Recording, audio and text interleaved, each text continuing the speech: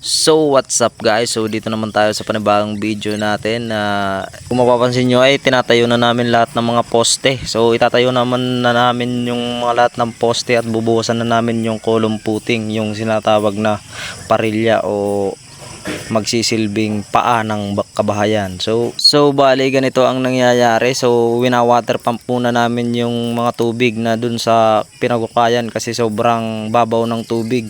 So wina-water pump muna namin yan at inaalis muna na lahat ng tubig at para makapaghulog kami ng maayos at makapagtrabaho dun sa baba. So kapag na alis na yung mga tubig ay nilalagay na namin yung mga poste at isinasahulog namin yan base sa tansi at dun sa layout ng motherboard. So kapag nakuha na namin yung hulog sa tansi ay saka na namin yan tatalian dun sa pinakaparilya o tinatawag na parilya o column footing rebars. So dito kung mapapansin nyo, tinutukod namin yan ng coco lumber para kapag nasa hulog na namin yung sa baba ay magsasarili na siyang tatayo at hindi matutumba. So bali yung lahat pala na poste ay na lagyan na namin at half day namin nalagyan yung mga poste at yung half day naman namin ay magbubuhos na kami ng mga column footing. So bubuhusan na namin yan.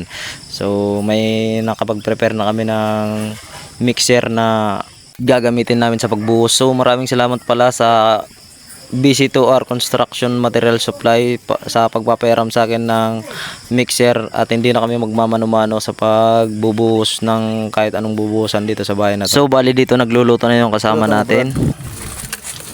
Brad, wala tayong maluluto ngayon. Kasagsa na kami ngawan mula luya. Muro barato kaya kasag. Nagtitipid daw. Kasagsa na muna kita. Kasag muna, nagtitipid muna, wala pang pera. Yun lang dalodap. Yan. Hina, chip cook. Gawa mo kan. Apa? Ay ba na takito anta? Kaya mo na pinagsigara. So bali dito dumating na rin yung mga in-order nating coco lumber na gagamitin namin sa pag-scaffolding dito sa kabayan na to. So dito kung mapapansin nyo ay kakain na kami kasi lunch break na. So nagkakainan na kami at napakasayang tignan na. So sobrang takam na takam sila dun sa ulam. Tapos nung lunch break ay mga natulog muna sila at nung time na ay nagsimula na kaming magbuhos.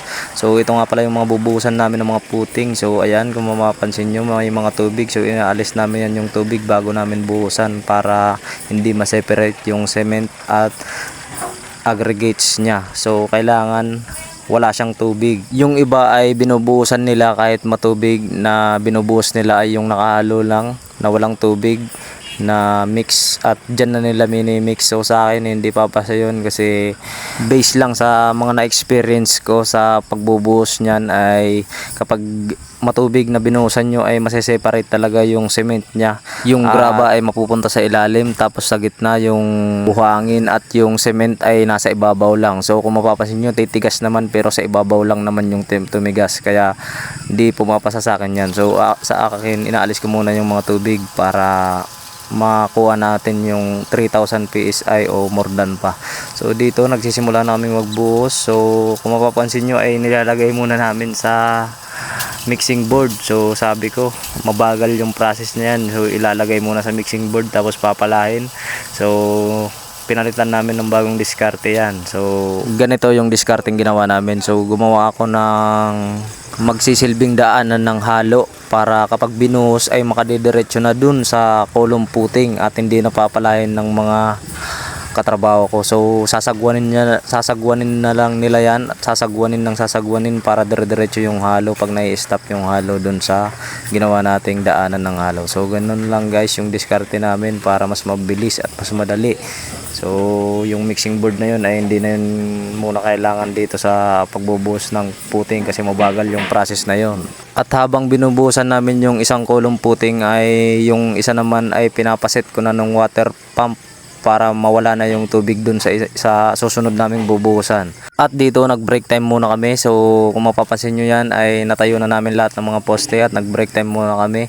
So ito nga pala yung meriendahan namin. So meron kami ditong kamote, sponsored by Lolong Ruben Vargas sa Galinpang Tuwad, Caranday. At syempre di mawawala yung panulak. So meron kami ditong kape na ang lalagyan ay Coca-Cola. So kape lang naman yan. So di siya sponsored ng Coca-Cola, pero Coca-Cola baka naman. So bali dito natayo na namin lahat ng mga poste at meron pang mga natirang hindi pa nabuhusan. So bukas naman yun ulit kasi time na, di na namin inabot ng oras namin. So ayun lang, maraming salamat sa panonood. Stay bright.